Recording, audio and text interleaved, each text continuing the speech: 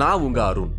சித்தர்கள் வணங்கிய வாழையம்மன் 5000 வருஷங்களா தவக்கோலத்துல இருக்கிறதாகவும், அந்த இடத்துல தவம் செஞ்சவங்க சித்த வலிமை அடைஞ்சு இன்னைக்கு உலகம் முழுக்க இருக்கிறதாகவும், அந்த வாழையம்மன் இருக்கிற இடத்த இதுவரைக்கும் ரகசியமா வச்சிருக்கிறதாகவும் நான் கேள்விப்பட்டேன். இதுவரைக்கும் யாருமே போகாத அந்த இடத்துக்கு தான் இன்னைக்கு நான் போக போறேன்.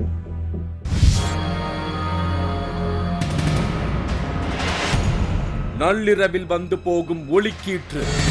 அடர்த்தியான காட்டில் இருந்து இரவுல ஜோதிக்காக இன்னும் கிளம்புது.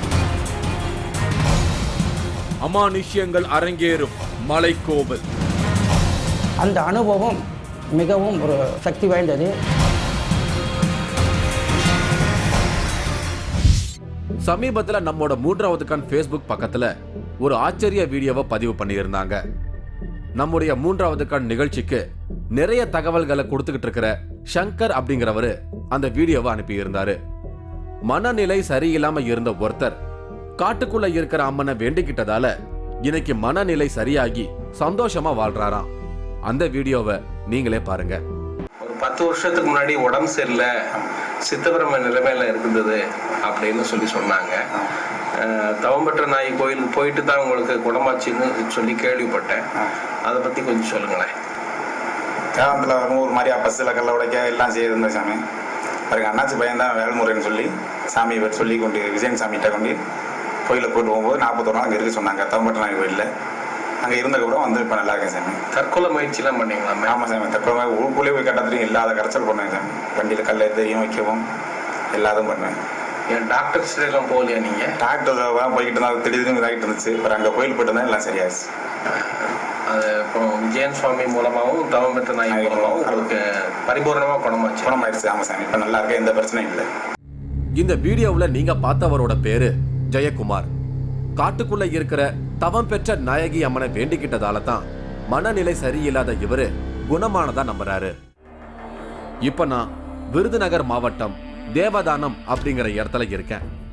இங்க இருந்து 14 கிலோமீட்டர் மலை காட்டுக்குள்ள நடந்து போனா தவம் பெற்ற நாயகி அப்படிங்கிற வாழையம்மனோட கோவில் வரும். விருதுநகர் மாவட்டம் ராஜபாளையம் பக்கத்தில் இருக்கிற தேவதானம் அப்படிங்கிற இடத்துல தான் நான் இப்போ இருக்கிறேன். இங்கே இருக்கிற மலைக்கு மேலே திருவோலக்கம் பாறை அப்படிங்கிற ஒரு இடம் இருக்குது. அந்த இடத்துல ஊசி முனையில் ஒற்றை காலில் தவம் பெற்ற நாயகியை அம்மன் தவம் செஞ்சுட்டு இருக்காங்களாம். இந்த மலைக்கு ஒவ்வொரு அமாவாசை பௌர்ணமி அப்பையும் ஓம் அப்படிங்கிற சத்தம் கேட்குமா. அது மட்டும் இல்லாமல் இந்த மலைக்கு பக்கத்து மலையிலிருந்து ஒரு ஒளி உருவாகி அம்மன் தவம் இருக்கிற இந்த திருவோலகம் பாறை அப்படிங்கிற இடத்துக்கு மேல் வழியாக வரும் அப்படின்னு சொல்லியிருந்தாங்க. இந்த விஷயங்கள்லாம் தெரிஞ்சுக்கிறதுக்காக தான் நான் இங்கே வந்திருக்கிறேன். கோவிலுக்கு போற வழின்னு சின்னதா ஒரு போர்டு இருந்தது. மனசுக்குள்ள ஒரு சந்தோஷம் வந்தது. வழியில திரும்பவும் ஆறு குறுக்கிடுச்சு. ஆத்துல தண்ணிய குடிச்சேன். இப்படி சுத்தமான தண்ணீரை குடிக்கணும்னா இந்த மாதிரி காட்டுக்கு தான் வரணும். திரும்பவும் நடக்க ஆரம்பிச்சேன். கோவில் இருக்கிற பகுதிக்கு வந்து சேர்ந்துட்டேன். சின்னதா ஒரு ஷெட்டு மாதிரி போட்டிருந்தாங்க. இந்த அம்மனை வழிபட நிறைய பேர் வந்திருந்தாங்க.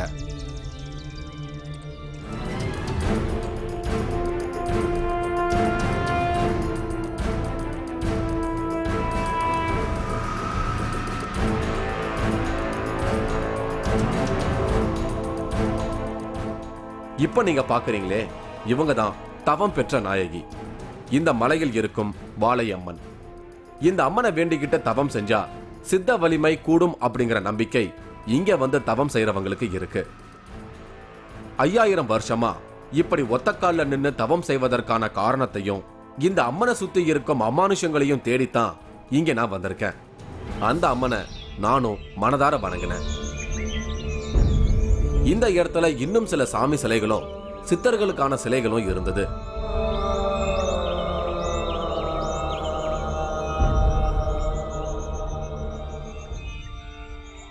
இவரு விஜயராகவன். இந்த தவம் பெற்ற நாயகிய 25 வருஷமா பூஜைகள் பண்ணி வழிபாடு செய்பவர். ராஜபாளையத்தை சேர்ந்தவர். இந்த அம்மன் தன்னோட சக்திய உணர்வு பூர்வமா தனக்கு உணர்த்தி இருக்கிறதா இவர் சொல்றாரு. உலகம் முழுக்க சித்தர்கள் வழிபாட்டுல இருக்கிற பலரும் இவரோட தொடர்புல இருக்காங்க. இந்த அம்மனை வழிபட வரவங்களுக்கு இன்னைக்கும் இவரு வழிகாட்டியா இருக்காரு. இங்க இருக்கிற மூலிகைகள் மூலமா இங்க வரவங்களோட நோயை தீர்க்கிறாரு. இங்க வரவங்க இவரை விஜயராகவன் சாமி அப்படின்னு தான் கூப்பிடுறாங்க.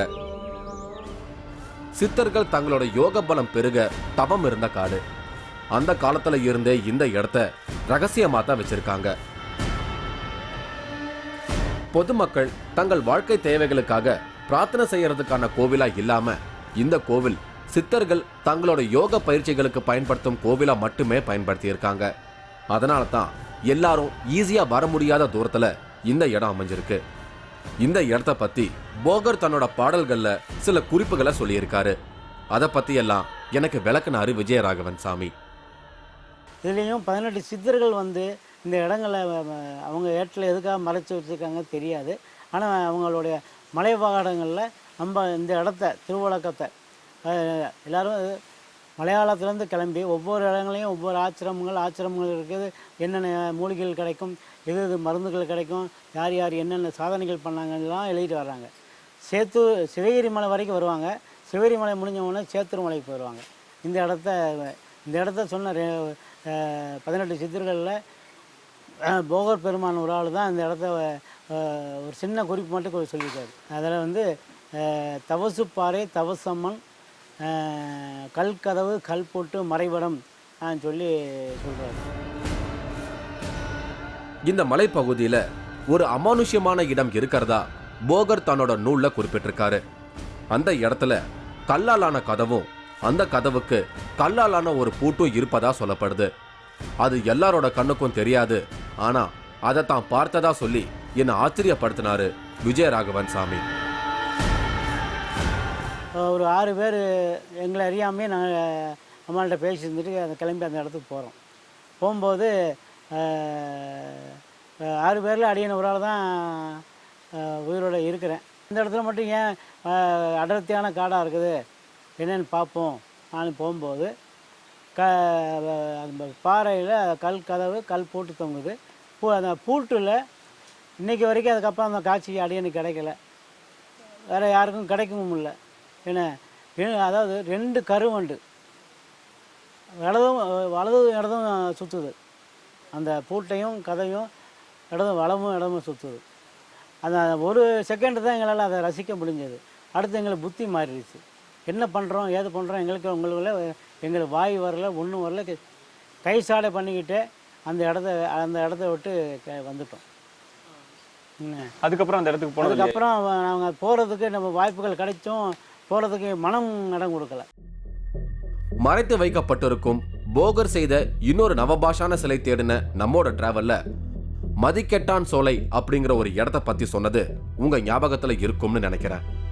அந்த மதிக்கெட்டான் சோலைக்குள்ள போறவங்க தங்களோட நினைவுகளை முற்றிலும் இழந்துடுவாங்க அப்படின்னு அங்க இருந்தவங்க சொல்லியிருந்தாங்க. அப்படி மதிக்கெட்டான் சோலைக்குள்ள போனவங்க திரும்பி வரல, இன்னும் அவங்கள பத்தி எந்த விதமான செய்தியும் இல்லைன்னும் ஒரு அதிர்ச்சிகரமான செய்திய நமக்கு சுரேந்தர் சாமி சொல்லியிருந்தாரு. அந்த அளவுக்கு ஆபத்தான ஒரு இடம் தான் மதிக்கெட்டான் சோலை. அதே மாதிரியான ஒரு இடம் இந்த மலையிலையும் இருக்குன்னு சொன்னாரு விஜயராகவன் சாமி. சித்தர்களோட தொடர்புடைய இந்த இடம் போகரையும் விட்டு வைக்கல. போகருக்கும் இந்த தவம் பெற்ற நாயகிக்கும் கூட ஒரு நெருக்கமான தொடர்பு இருக்கு. அந்த சம்பவத்தை எனக்கு விளக்குனாரு விஜயராகவன் சாமி. ஒரு சூழ்நிலையில போகருக்கும் அவருடைய சீடர் புலிப்பாணி சித்தருக்கும் ஒரு கருத்து வேறுபாடு வந்திருக்கு. கோபத்துல போகர் அவரை சபிச்சிட்டாரு. தவம் பெற்ற நாயகிய வேண்டிக்கிட்டா சாப விமோச்சனம் கிடைக்கும்னு தெரிஞ்சுக்கிட்ட புலிப்பாணி இங்க வந்து இந்த அம்மனை வேண்டி தவம் செய்திருக்காரு. அந்த சமயத்துலதான் போகரும் புலிப்பாணியும் சேர்ந்து செய்ய வேண்டிய ஒரு முக்கியமான வேலை இருப்பதாக புலிப்பாணியிடம் உணர்த்தி இருக்காங்க இந்த வாழையம்மன். அம்பாளுக்கு பின்னால் ஒரு கேணி இருக்கியா, அது புலிப்பாணி குண்டம் சொல்லி புலிப்பாணிக்கு சாப விமோச்சனம் கிடைச்ச இடம் நான் சொல்லி ஒரு ஐதீகம் இருக்கியா. சிவகிரியும் பக்கத்தில் இருக்கியா. சிவகிரி மலையில் உட்காந்து தவத்தில் இருக்காரு. அப்போ வான்வெளியாக அந்த கவன மார்க்கம்ங்கிற ஒரு முறையில் போகரையாக வந்துட்டு இருக்கும்போது அந்த இடத்துல வந்தவொடனே அவரால் நகல முடியல. கீழே யாரால் நம்மளை நிப்பாட்டுறது யாரும் கீழே பார்க்கும்போது கீழே புலிப்பாணி ஐயா தவத்தில் இருக்கார். அப்போ இறங்கி போய் என்னங்கும்போது ஐயா அவருடைய தவறை மன்னிப்பு கேட்டுக்கிறாங்க.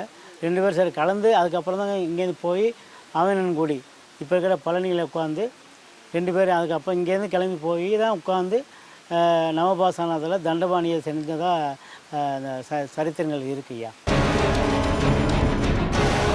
காகபுஜண்டர் பார்த்த அந்த நான்கண்ட பாறை அப்படிங்கிற இடத்துல வந்து புதையல்கள் இருக்குது அப்படின்னு சொல்கிறாங்களா ஐயா? 1000 மீசக்காரனை வெட்டி தன் தலையும் சாய்த்தால் இப்புதையல் கிடைக்கும் சொல்லி ஒரு வாக்கியம்.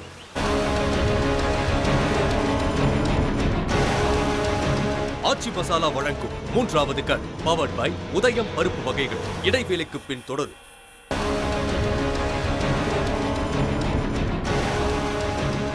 ஆச்சி மசாலா வழங்கும் 3வது கண் பவர்ட் பை உதயம் பருப்பு வகைகள் தொடர்கிறது. நான் இன்னைக்கு ராஜபாளையம் பக்கத்துல தேவதானம் அப்படிங்கிற இடத்துல இருந்து காட்டுக்குள்ள பயணிச்சுக்கிட்டு இருக்கேன். காட்டுக்குள்ள 14 கிலோமீட்டர் தூரத்துல தவம் பெற்ற நாயகி அப்படிங்கிற வாழை அம்மன் இருக்காங்க. சித்தர்கள் வணங்கின அந்த தெய்வத்தையும் அங்க நடக்கிற அமானுஷத்தையும் பார்க்கத்தான் இப்ப நான் போயிட்டு இருக்கேன். இந்த காட்டு பயணம் எனக்கு ஒரு சவாலான விஷயமா தான் இருந்துச்சு. எவ்வளவு ரிஸ்க் இருந்தாலும் ஒவ்வொரு அமாவாசை பௌர்ணமிக்கும் இப்பவும் பொதுமக்கள் வந்து இந்த தவம் பெற்ற நாயகியை வேண்டிக்கிட்டு போறாங்களாம்.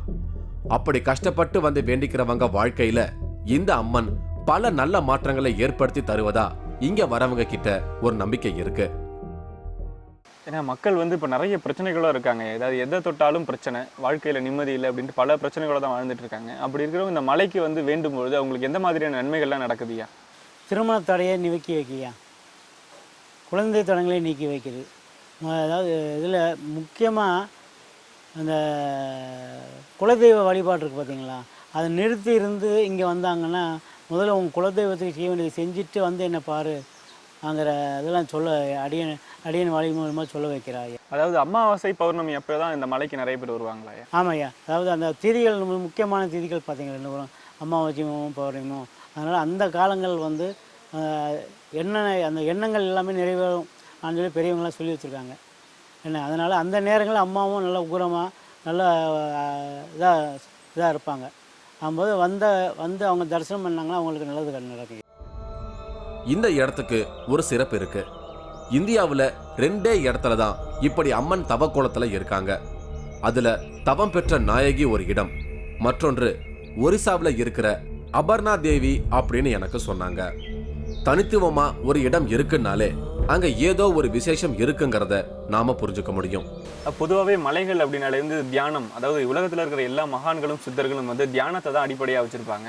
அப்படிப்பட்ட தவம் அப்படிங்கிற விஷயம் வந்து இந்த இடத்துல வந்து ரொம்ப சீக்கிரம் கை கூட்டிடும் அப்படிங்கிறாங்க. ஏன்னா அம்மனே வந்து தவத்தில் இருக்கிறதுனால இந்த இடத்துக்கு ஒரு பெரிய வாசி யோகத்தில் இருக்கிறதுனால நம்ம ஊருக்குள்ளே இருந்து ஒரு சாதனையை பழக்கணும்னா குறைஞ்சபட்சம் பெரியவங்க சொல்லியிருக்காங்க 48 நாட்கள் ஆகும்னு. 48 நாட்கள் அந்த ஒரு செய்கையை சித்திக்கலாங்கிற ஒரு இதை கொடுத்துருக்காங்க. அந்த 48 நாளுங்கிறது இங்கே 18 நாளில் அம்மாள்கிட்ட வந்து அந்த அனுபவத்தை அனுபவிச்சுக்கலாம் ஐயா. அதனால் இங்கே இருக்கிற எல்லா சாமியார்களும் இங்கே வராமல் போகிறதே இல்லையா? எல்லாருமே இங்கே வருவாங்க. ஆமாம். அதாவது வடக்கையும் சரி தெற்கே இருந்தாலும் சரியா அம்பாள்கிட்ட வந்து ஏதாவது மாதத்தில் ஏதாவது ஒரு நாள் வந்து இருந்து தரிசனம் பண்ணிவிட்டு இங்கே இது பண்ணிட்டு தான் போய் வந்துக்கிட்டு இருக்காங்க ஐயா. இன்னைக்கும் சித்தர்கள் இங்க தவம் இருக்கிறதா சொல்லப்படுது. அப்படி தவத்துல இருக்கிறவங்களுக்கு இந்த அம்மன் உதவுவதை தன்னால உணர முடிஞ்சதுன்னு விஜயராகவன் சாமி சில அமானுஷ நிகழ்வுகளை பத்தி எனக்கு விளக்குனாரு. அப்போ போகர் இந்த இடத்துக்கு வந்து வெளிப்பட்டிருப்பாரு இல்லையா? ஆமாய்யா. அதாவது 18 பேருமே அன்றாடம் வந்து தரிசனம் பண்ணிட்டு போகிறதா தான் அம்பாள் வந்து எனக்கு அந்த அறிவுரை இருக்கா. ஏன்னா அதாவது அதிகாலையில் 3:30 மணிக்கு மேலே அம்பாள் வந்து குளத்தில் அந்த புளிப்பானை குண்டத்தில் தண்ணியை வந்து போய் கிளம்புவாயா. போயிட்டு திருப்பி 5 மணி அது விடியும் முன்னால் அதாவது பிரம்ம முகூர்த்த நேரத்துக்குள்ளே திரும்பி வந்து உள்ள திருப்பி இருப்பிடத்துக்கு வருவாள். அப்போ அடையனுக்கு அந்த ரூபங்கள் அடிக்கடி கழிச்சிக்கிட்டே இருந்தது. என்ன தாயி குளத்தை எடுத்து இங்கே கிளம்புறீங்களே என்னங்கும்போது பிள்ளைய அங்கங்கே உட்காந்து தவம் பண்ணிக்கிட்டு இருக்கு, அவங்களுக்கு ஆசீர்வாதம் பண்ணுறதுக்காக நான் கிளம்பி போகிறேன்ப்பா.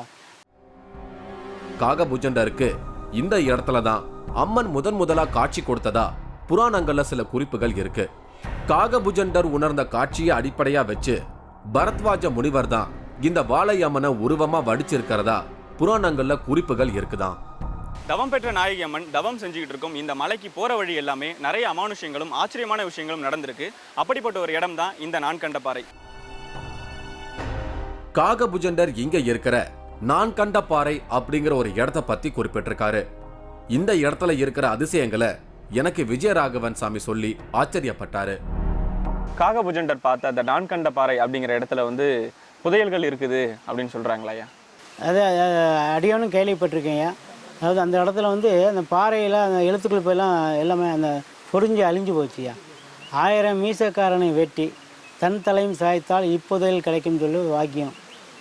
அது பல பேர் ஆராய்ச்சி பண்ணி அந்த கிடைக்கக்கூடிய தன்மை உள்ளவங்களுக்கு அந்த அந்த ஆற்றுக்குள்ளே ஓடுற மீனை பார்த்து அவருக்கு வந்து அந்த மீனை வெட்ட எண்ணிக்கைகள் கூட அந்த அந்த நான்கண்ட பாறையில் ஒரு பாறையில் ஒரு அடப்பு இருக்கியா, ஒரு பொந்து ஒன்று இருக்குது. அந்த பொந்தில் அந்த புதையல் கூட இருந்து கிடச்சதா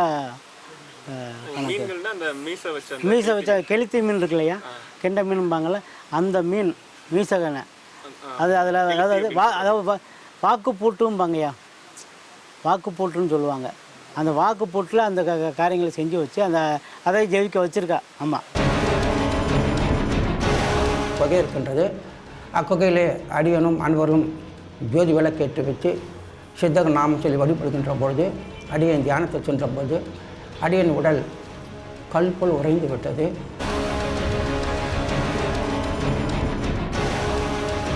ஆச்சி மசாலா வழங்கும் 3வது கண் பவர்ட் பை உதயம் பருப்பு வகைகள். இடைவேளைக்கு பின் தொடரும்.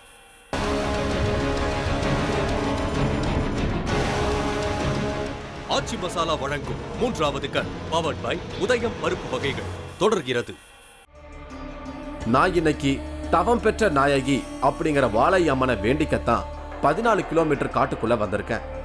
சித்தர்கள் வழிபட்ட இந்த வாழை அம்மன் ராஜபாளையம் பக்கத்துல தேவதானம் அப்படிங்கிற இடத்துல இருந்து 14 கிலோமீட்டர்ல திருவுலக்கம் பாறை அப்படிங்கிற இடத்துல இருக்கு.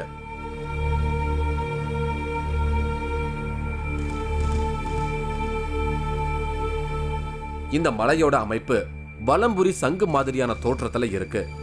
கடுமையான கோடையிலையும் இங்க தண்ணீர் இருக்கு அப்படிங்கிறது இந்த மலையோட ஸ்பெஷாலிட்டி. கோவிலுக்கு பக்கத்துல அருவி ஒண்ணு இருக்கு. இந்த அருவிய உலக்கை அருவி அப்படின்னு குறிப்பிடுறாங்க. நானும் இந்த அருவியில குளிச்சேன்.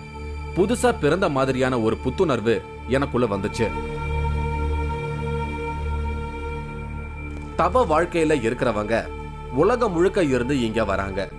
இந்த இடத்துக்கு வந்து தவம் செஞ்ச சமயத்துல சில அதிசயங்கள் நடந்ததா சொன்ன ஒரு சிலரை நான் சந்திச்சு பேசினேன். இவரு வாழை சித்தர். மலேசியாவுல அகத்தியர் ஞானபீடம் வச்சிருக்காரு. சமீபத்துல இந்தியா வந்திருந்த இவரு இந்த மலையோட அற்புதங்களை பத்தி கேள்விப்பட்டு தன்னோட வந்திருந்த 16 பேரையும் அழைச்சிட்டு இங்க வந்து தவம் பண்ணியிருக்காரு. தவம் பெற்ற நாயகி அம்மனை வேண்டிக்கிட்ட நேரத்துல இவருக்கு ஒரு ஆச்சரிய நிகழ்வு நடந்திருக்கு. அடியனும் என்னுடன் வந்த 16 பேரும் அம்மலைக்கு பயணம் மேற்கொண்டோம். அங்கே சென்றுகின்ற பொழுது பலவிதமான அனுபவங்கள் அடியன் கிட்டியது. ஒரே ஒரு அனுபவம் மட்டும் என்னால் மறக்க முடியாத ஒரு அனுபவம்.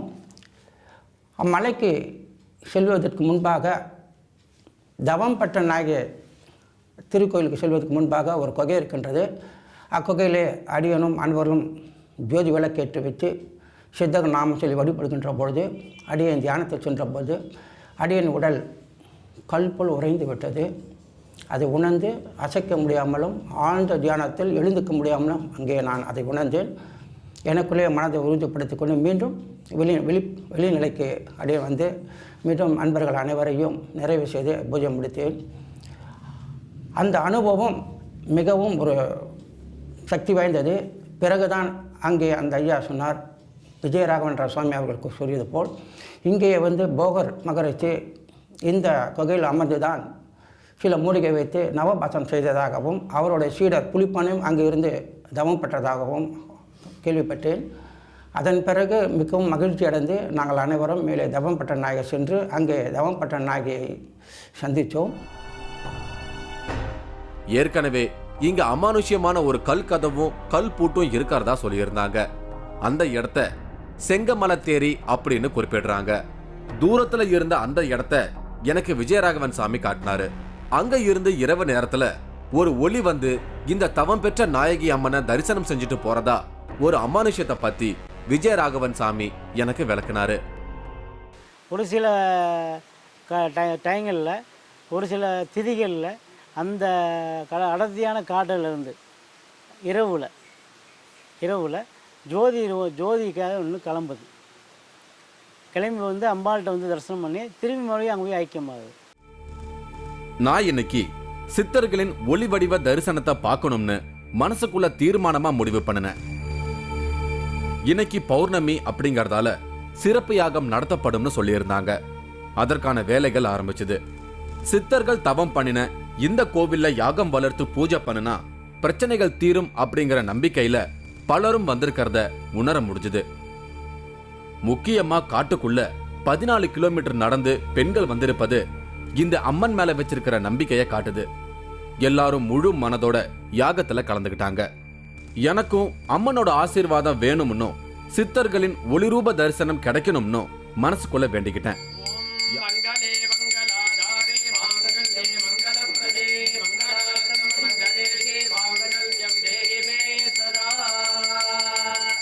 யாகம் நிறைவுக்கு வந்தது. எல்லாரும் ஒரு முழு மன நிறைவோட இருக்கிறத உணர முடிஞ்சது. யாகத்துல கலந்துகிட்ட எனக்குள்ள ஏதோ ஒரு நல்ல மாறுதல் ஏற்பட்டிருந்தது. சித்தர்கள் தவம் செய்த மலையோட மகிமைய நானும் உணர்ந்தேன். அடுத்து சித்தர்களின் ஒளிரூப தரிசனத்துக்காக காத்திருந்தேன். நேரம் ஓடிக்கிட்டே இருந்துச்சு. சித்தர்களின் ஒளிரூபம் வெளிப்படல.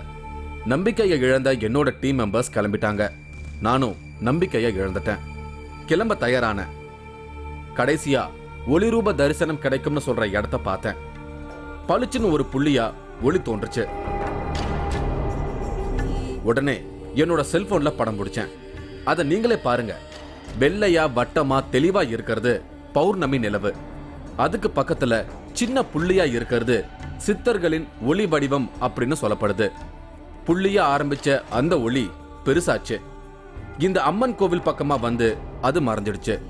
சித்தர்கள் ஒளி ரூபத்துல இந்த அம்மனை வேண்டிக்க வந்த நேரத்துல நானும் சித்தர்களை தரிசிச்சுட்டேங்கிற மன திருப்தி எனக்கு கிடைச்சது. மனசுக்குள்ள நன்றிய சொன்னேன். அம்மனை வணங்கி ஆசீர்வாதம் பெற்று அங்கிருந்து திரும்பி வந்தேன். வேற ஒரு அமானுஷ்ய அனுபவத்தோட நான் மறுபடியும் உங்களை சந்திக்கிறேன். அதுவரை உங்களிடமிருந்து விடைபெறுகிறேன்.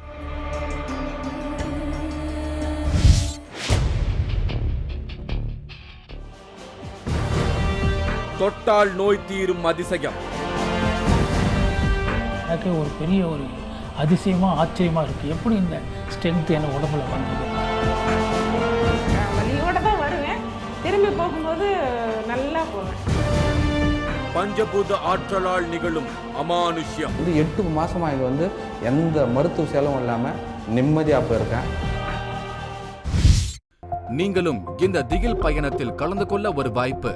3வது கண் டிவி ஷோ என்ற ஃபேஸ்புக் பக்கத்தில் எங்களோடு இணைந்திடுங்கள். உங்களது அமானுஷ்ய அனுபவங்களை பதிவு செய்து இந்த நிகழ்ச்சியில் பங்கு பெறும் வாய்ப்பை பெறுங்கள்.